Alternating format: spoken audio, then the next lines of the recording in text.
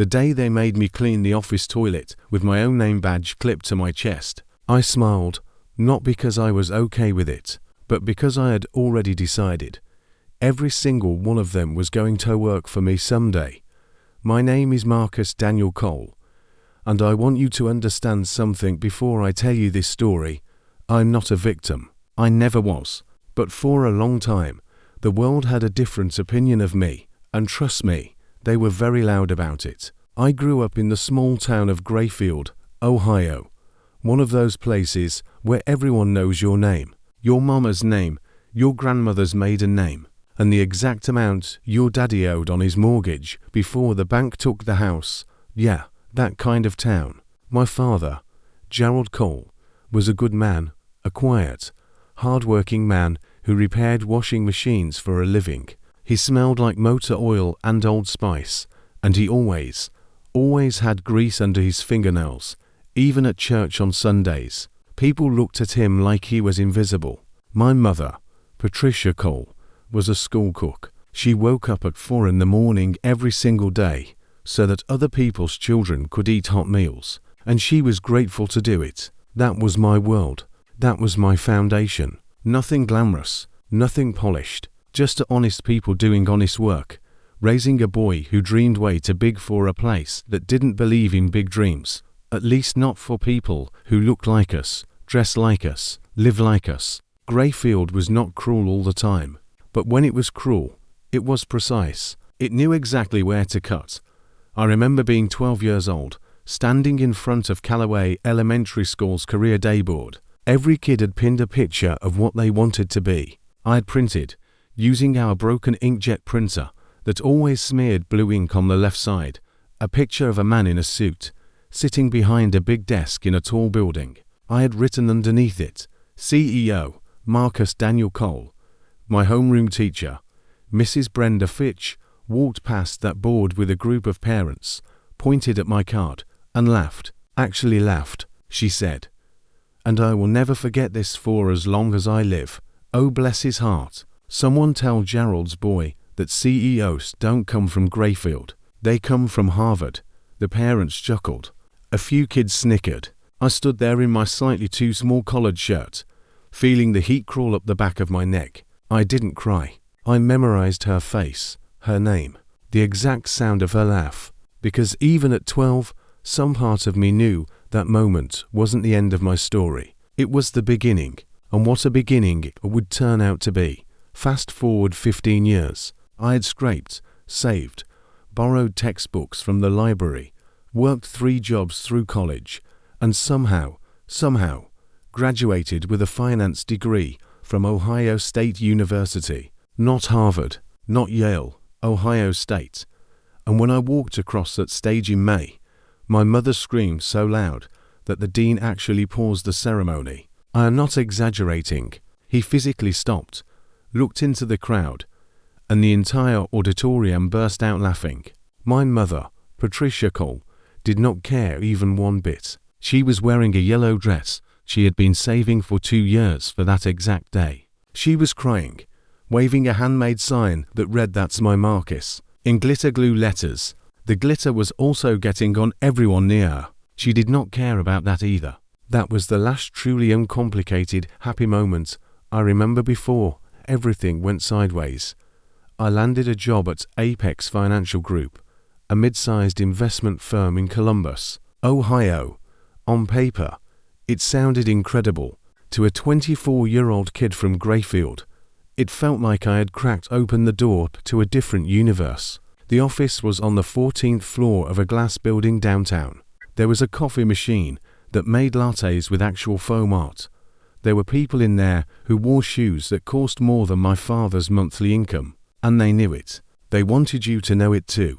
My direct manager on day one was a man named Richard Rick Hargrove, tall, broad-shouldered, tan in January somehow, and blessed with the specific type of confidence that only comes from never having been told no in your entire life. Rick shook my hand on my first day, looked me up and down with a smile that didn't quite reach his eyes, and said, "Great, we needed someone for the data entry overflow." I had applied for the junior analyst position, the one that was listed in the job posting, The one I had prepared 4 rounds of interviews for. Rick knew that. He just didn't care. The team I joined consisted of 5 other people. There was Sandra Whitmore, senior analyst, sharp as a blade, and twice as cold. Sandra had a way of CCing your manager on emails to correct something you hadn't even done wrong yet, just to establish dominance. Then there was Derek Polk, the kind of guy who calls everyone buddy and means absolutely none of it. Derek's favorite hobby was taking credit for other people's work in meetings, and then pretending he didn't understand the concept of contribution.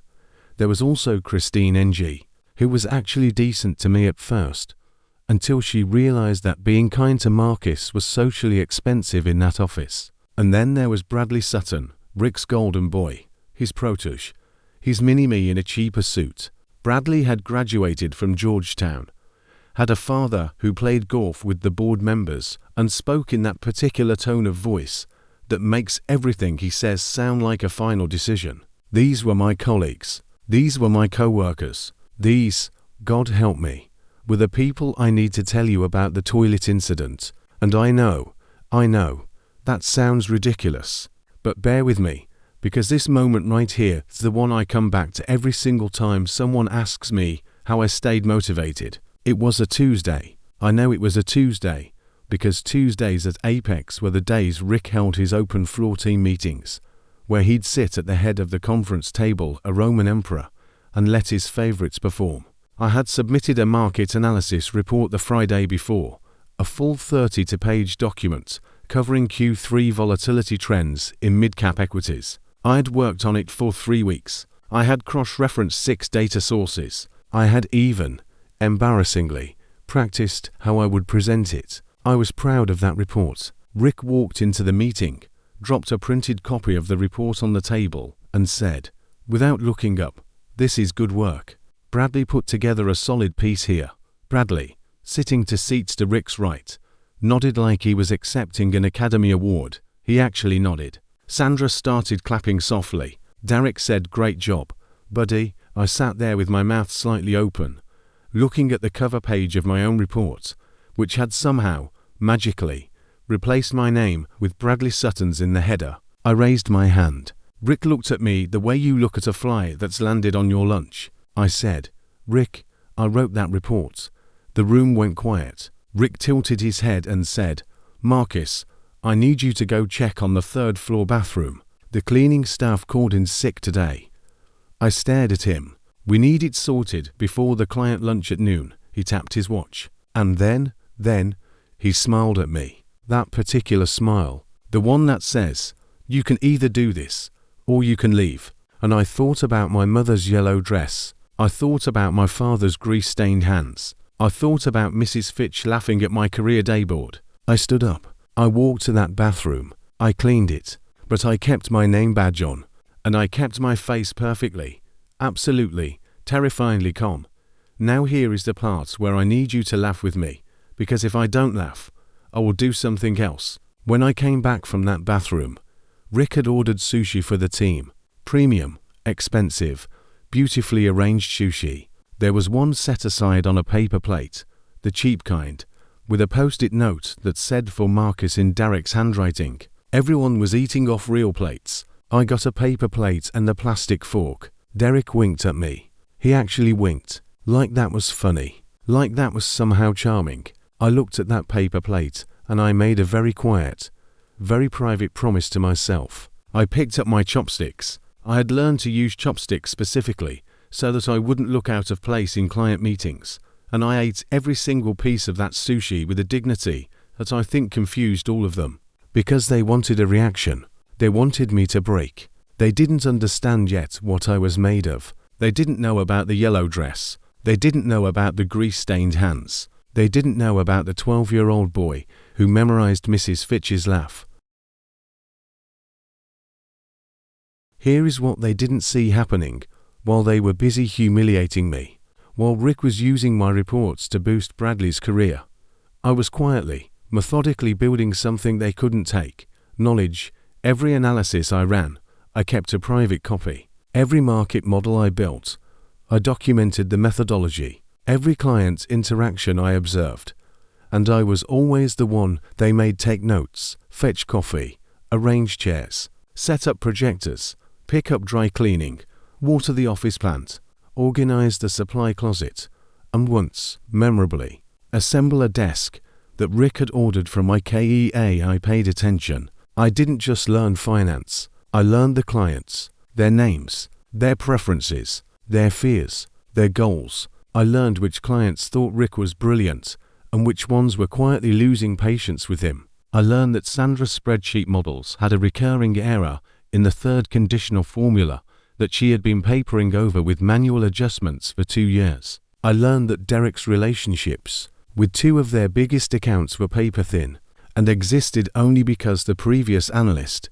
a woman named Audrey, who had quit in tears 18 months before I joined, had built them from scratch, and Derek had simply taken over the meetings. I learned everything, and I said almost nothing.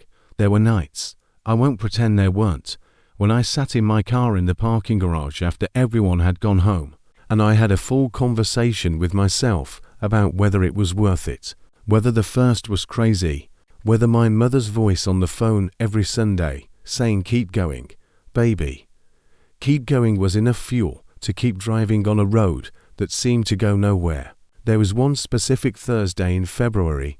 I was 27. It was snowing outside.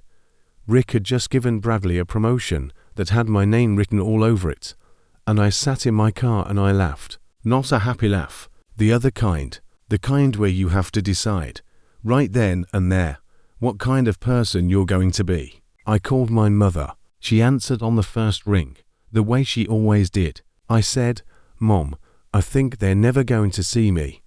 She was quiet for a second. Then she said, Marcus, your father fixed washing machines for 22 years in that shop. You know how many times people walked past him like he was furniture? Every single day. But every single machine he touched ran perfectly.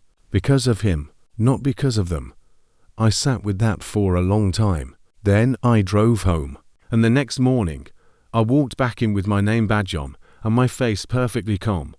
I should tell you about the time I ordered the wrong sandwiches for a board meeting. Well, I didn't order the wrong sandwiches. Rick changed the order at the last minute, forgot to tell me, and then stood in front of the board members and said, in front of everyone, Marcus has been having some trouble with basic administrative tasks lately, so please bear with us. There were 7 people in that room. They all looked at me. I smiled, apologized on behalf of the team for the confusion, immediately called the deli and had the correct order delivered in 18 minutes. And then, this is my personal favorite, I created a shared order confirmation system so it could never happen again. The board's operations director pulled me aside afterward and said, That was impressive problem solving, son. That man's name was Howard Greer. I want you to remember that name, Howard Greer, because Howard Greer is about to become very important. Howard Greer was the executive director of operations on Apex Financial Group's board of directors. He was 61 years old, wore the same style of watch every day, a simple, unbranded silver watch that he said his wife had given him, and had zero patience for nonsense, but infinite patience for competence. Howard had built 3 companies from the ground up before joining the Apex board. He had seen every type of person in every type of office, and for reasons that I didn't fully understand at the time, he started paying attention to me. Not obviously, not in a way that Rick or Bradley would notice, but I started getting small nods in hallways, a question here or there after board presentations that Rick gave while reading from slides I had prepared. One day, Howard stopped me near the elevator and asked me, completely out of nowhere, what I thought about the firm's Southeast Asia exposure. I looked at him. I thought, this is a test, or this is a trap, or this is neither, and I need to stop second-guessing everything. So I told him, clearly, specifically, with numbers, for about 4 minutes in a hallway. I spoke to Howard Greer the way I had always wanted to speak in that office, freely, without filtering, without waiting to be called on. When I finished, Howard looked at me for a long moment and said, "You should be running this team." I laughed. He didn't. What I didn't know What Rick definitely didn't know was that Apex Financial Group's board had been in quiet discussions for almost 8 months about a major structural overhaul. The firm had been underperforming its benchmarks for 3 consecutive quarters. Two major clients were preparing to walk. The CEO, a man named Charles Voss, who had been running the firm for 11 years, had announced his retirement, effective the following January. The board needed a new direction. They needed someone who understood the numbers deeply, understood the clients personally, and, critically, wasn't already tangled in the political mess that had been strangling the firm's mid-level operations. Howard had been building a file, quietly, methodically, in the same way I had been building mine. He had been watching which reports actually moved the needle, and who had actually written them. He had been asking clients, in casual conversations over golf and dinner, which staff members they found most trustworthy and clear. To clients had mentioned my name without being prompted. To clients who had sat in meetings where I arranged the chairs. To clients who had seen me fix problems I hadn't created. With a smile on my face and my name badge on my chest. The call came on a Wednesday morning in April. I was at my desk, my small, windowless desk in the corner of the open plan floor that Rick had assigned me on day one and had never upgraded, eating a granola bar and reviewing a client portfolio. My phone rang. It was the board's executive assistant. She asked if I was available for a meeting with Howard Greer and to other board members that Thursday. I said yes. I hung up the phone. I ate the rest of my granola bar. I did not tell a single person. Not Christine. Not even my mother. Not yet. I just sat there at my little corner desk and felt something shift in my chest, like a gear clicking into place after years of grinding. I had learned one thing from 4 years at Apex. The quieter you are when things are happening, the louder the results. I wore the suit I had bought 3 years earlier for a conference that Rick hadn't let me attend. I had bought it anyway, because I just knew, that my moment was coming and I intended to be dressed for it when it arrived. Navy blue, white shirt, a burgundy tie my father had given me when I got my first job, which he had bought at a department store discount rack and pressed personally with an iron he had repaired himself. I looked in the mirror that Thursday morning and I thought about every single paper plate, every post-it note, every stolen report, every cleaned bathroom, every smirk, every whispered comment, every meeting I wasn't invited to, every promotion that went to Bradley, every time someone walked past me in that hallway like I was furniture, and I straightened my tie, and I walked out the door. The meeting was in the executive boardroom on the 17th floor, 3 floors above where I worked. I had never been in that room before. It had floor-to-ceiling windows overlooking Columbus, real leather chairs, and a table long enough to land a small aircraft on. Howard was there, along with 2 other board members, Patricia Elms, who handled legal and governance, and James Wentworth, the board chairman. There was a pitcher of water and actual glasses, not paper cups. I noticed because I noticed everything. Howard shook my hand and said, "Marcus, thank you for coming. We're going to make this direct because we think you'll appreciate that." And they were. They told me about the CEO search. They told me about the performance issues. They told me they had reviewed a paper trail of work inside the firm that had been systemically misattributed 4 years, and that an internal audit, triggered by one of the departing clients, had uncovered a pattern of credit theft at the team level. I kept my face very, very still. Howard said, "We believe you've been significantly underutilized and deliberately undermined, and we want to offer you the position of Chief Executive Officer of Apex Financial Group. Effective the 1st of January, I picked up my glass of water. I took a sip. I set it down. I said, I'd like to accept, but I have one condition." Howard raised an eyebrow. I said, "I want to tell them myself." They gave me 6 weeks before the formal announcement. 6 weeks during which I came into work every single morning, sat at my small corner desk, ate my granola bar, and smiled at people who had no idea. This was the most fun I have ever had in a professional environment, and I say that with zero guilt. Derek asked me once, during those 6 weeks, if I had heard anything about the CEO search. Apparently, there were office rumors circulating. And I looked him dead in the eye and said, "No idea, buddy."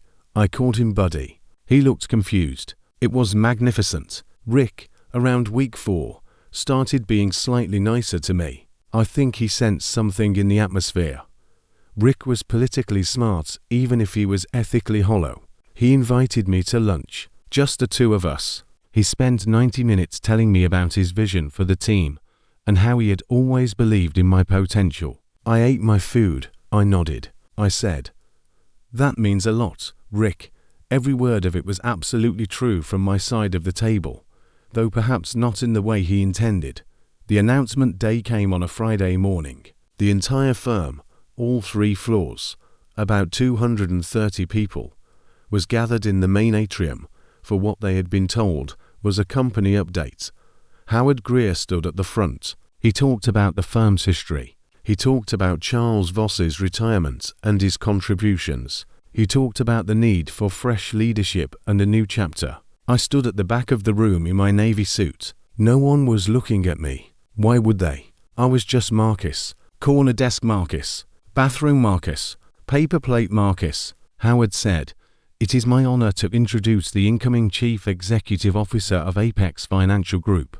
Someone who has been with this firm for 4 years, who knows its systems, its clients, and its potential better than anyone in this building." I started walking to the front of the room. I watched Rick's face. I watched it change. I watched it go from bored professional attention to something I can only describe as a software crash, the expression of a man whose entire understanding of reality is being rebooted in real time. Howard said my name. I stepped to the microphone. I looked out at 230 people, and then I saw Bradley Sutton, who had graduated from Georgetown, whose father played golf with board members, who had accepted an Academy Award nod for my market analysis report, who had eaten sushi off a real plate while I ate off paper. Bradley had gone completely, absolutely, magnificently pale. I mean, the man looked like he had seen a financial ghost, which, I suppose, he had. Sandra's expression was something between shock and the specific kind of nausea that comes from recognizing, too late, that you have been profoundly wrong about someone for a very long time. Derek's mouth was open, actually open. Rick had gone very, very still. The way prey goes still when it realizes the calculation has changed. I stood at that microphone and I looked at every one of them, and then I smiled. The warmest, most genuine, most completely serene smile I had in my entire arsenal, because I had learned from my mother, from my father, from every year in that corner with my granola bar, that the best revenge isn't anger, it's arrival. I spoke for about 12 minutes. I talked about where the firm needed to go. I talked about client relationships and product strategy and the importance of internal culture. I was clear. I was confident. I was specific. Everything I said was drawn from 4 years of watching, learning, building, and waiting. And then, at the end, I said something that I hadn't planned to say. I looked out at the room and I said, "I want to acknowledge something.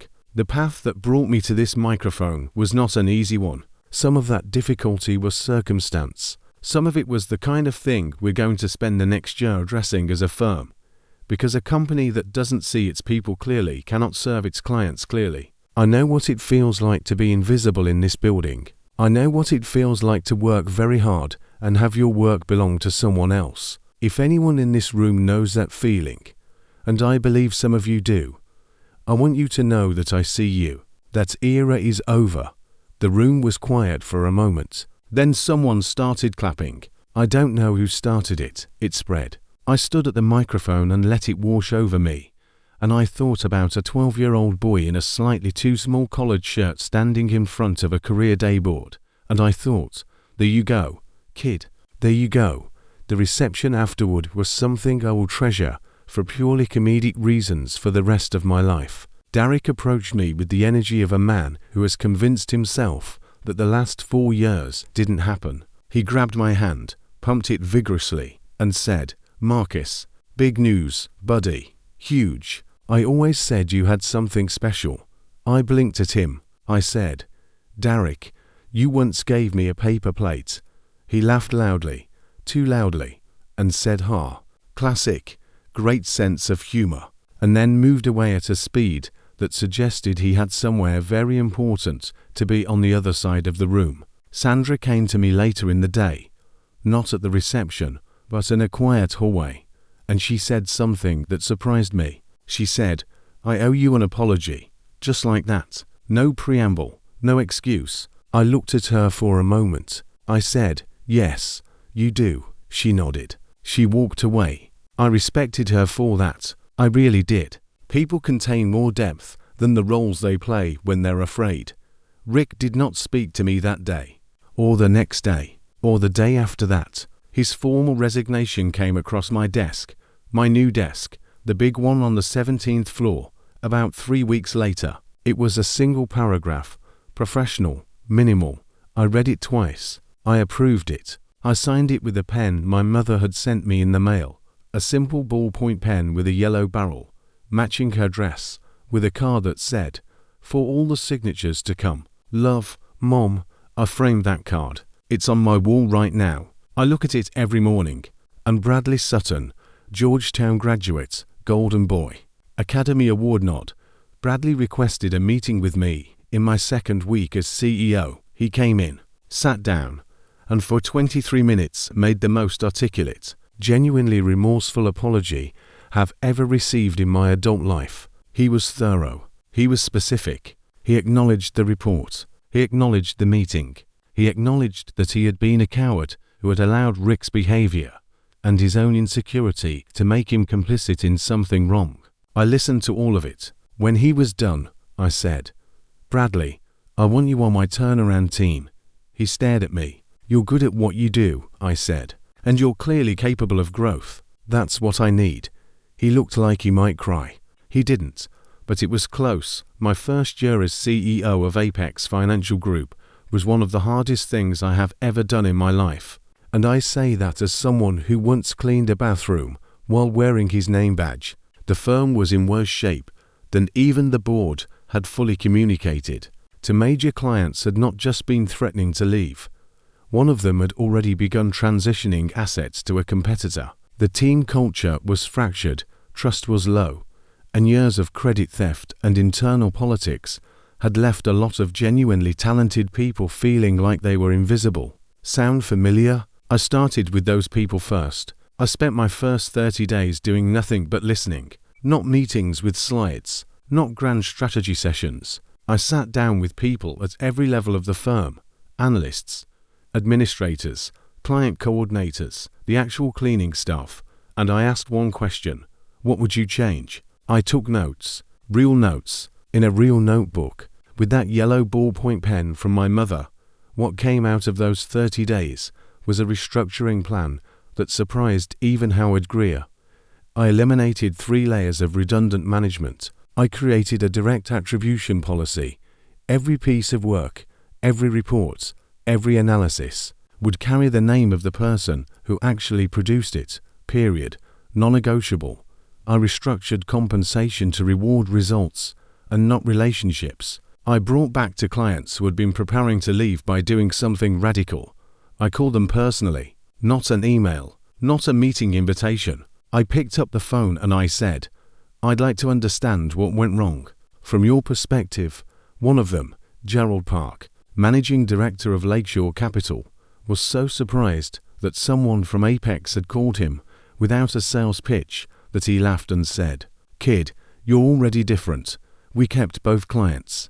We eventually grew both relationships by 40%. By the end of my first year, Apex Financial had returned to profitability for the first time in 4 quarters. The board gave me a standing ovation at the annual review. Howard Greer shook my hand and said, Your father's son. I had told Howard about my dad once. He had remembered. I should tell you what I did with my first CEO paycheck. I called my mother. I told her the number. She was quiet for a very long time. Then she said, in a voice I had never heard from her before, not quite crying, not quite laughing, Something richer than both, she said. Gerald, pick up the phone. Pick up the phone. My father got on the line, and I told him the number. He went quiet too. Then he said, "Son, you know what that means?" I said, "What, Dad?" He said, "It means every washing machine I ever fixed was worth it." And that is when I finally cried. Right there in my big office on the 17th floor, with the floor-to-ceiling windows overlooking Columbus, Ohio. I cried like a 12-year-old boy who had just been laughed at in front of his career day board. Except this time, I was crying because I had made it. Because they had made it. Because the quiet, grease-stained, yellow dress, granola bar, paper plate journey had arrived somewhere real. About 8 months into my tenure as CEO, I received an invitation. Grayfield, Ohio, my hometown, was hosting a local success stories evening at the town's community center. Someone on the planning committee had apparently seen a piece about me in the Columbus Business Journal. They wanted me to come and speak. Now, and I want you to appreciate the layers of irony here. The community center they were holding this event in was the same building where, 22 years earlier, my elementary school career day board had been displayed. Grayfield hadn't changed much. Same streets, same diner, same hardware store, same steepled church where my mother screamed at no one in particular every Sunday morning. I drove there alone. I wanted to feel it without anyone watching me feel it. There were about 200 people in that community center, teachers, business owners, former classmates, parents of former classmates, a local journalist with a camera that was slightly too large for the room. And there, near the back, I spotted her almost immediately because I had memorized her face 22 years ago, was Mrs. Brenda Fitch, retired now, grey-haired, sitting in the third row from the back in a blue cardigan. She looked older than I had imagined her, in the way that all the monsters of our childhood eventually do when time rounds off their edges. I walked to the front. I spoke for 40 minutes. I talked about Grayfield, about my parents, about Ohio State, about Apex. I told the story the way I'm telling it to you now, with honesty and humor, and the specific kind of gratitude that can only be earned through difficulty. I did not mention Mrs. Fitch by name. I didn't need to. After the event, as people were milling about with their cups of coffee and plates of cookies, Mrs. Fitch made her way to me. She was smaller than I remembered. She put her hand out and said, "Marcus, I'm Brenda Fitch. I was your homeroom teacher." I shook her hand. I said, "I remember you, Mrs. Fitch." She looked at me for a long moment. Then she said, and her voice cracked just slightly on the words, "I said something to you at Career Day, when you were 12, about CEOs not coming from Grayfield." I said nothing. She said, "I want you to know that I have thought about that moment many times over the years, and I am sorry." I looked at this woman, this small, grey-haired, blue cardiganed woman who had once laughed at a 12-year-old's dream in front of a room full of parents, and I felt something release in my chest. Not anger, not triumph, something quieter, something clean. I said, "Mrs. Fitch, you weren't the last person who told me I couldn't. You were just the first, and the first one always stays with you the longest. But thank you, because you taught me something that no curriculum covers. What to do when someone draws the ceiling lower than your head." She smiled. It was a different kind of smile than the one I had memorized at 12. This one was real. I let it be real. Here is what my office looks like today, 3 years into running Apex Financial Group. I have the floor-to-ceiling windows overlooking Columbus. I have the long leather conference table that I use for actual collaborative work. The chairs arranged in a circle, not a hierarchy. I have my mother's yellow ballpoint pen in a holder on my desk. I have the card she sent me framed on the wall. And I have one more thing. In a small frame, next to my window, I have a paper plate. A paper plate with a sticky note that says for Marcus in blue ink. I saved it from that Tuesday, when everyone else ate off real dishes. I have it framed, not as a wound, not as bitterness, as a compass. When I'm in a hard meeting, when a decision is difficult, when something feels impossible, I look at that paper plate and I remember exactly who I am and exactly how far that is from where I was. And it centers me every single time. My father still repairs washing machines. He doesn't have to. I've offered, more than once, to change that. But Gerald Cole looks at me with those grease-stained hands and says, "Marcus, every machine I touch runs perfectly. I'm not stopping that. My mother still wakes up early, not to cook for other people's children anymore, but to tend to her garden, which has apparently become the most ambitious garden in Grayfield, Ohio. She grew tomatoes last summer, the size of a man's fist. She sent me a picture with the caption, 'The garden doesn't care who your father is.'" I laughed for 3 minutes straight at that. Christine NG, who had chosen silence over kindness for most of those 4 years, came to find me about a year after the announcement. She had started her own firm, a small advisory practice. She asked if Apex would consider a partnership. We did.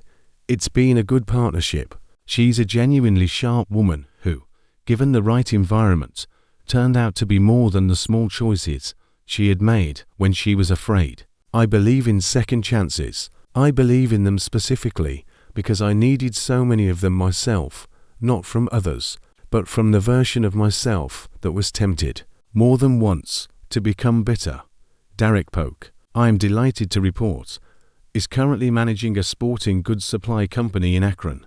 He sent me a LinkedIn connection request 18 months after the announcement. The request included a personal note that said, "Hey buddy, always great to reconnect with former colleagues." I accepted the request. I did not respond to the message. Some things, I have decided, do not require a response. They require only the mild, dignified, completely silent smile of a man who once ate sushi off a paper plate and chose to treat it like a 5-star meal. If you are somewhere right now, in a corner desk, in a role beneath your ability, in a room where people look through you like you're furniture, I need you to hear me clearly. They cannot take what they cannot see, and they cannot see what you are building in the silence. The work is the work. The knowledge is the knowledge. The name on the badge is the name on the badge.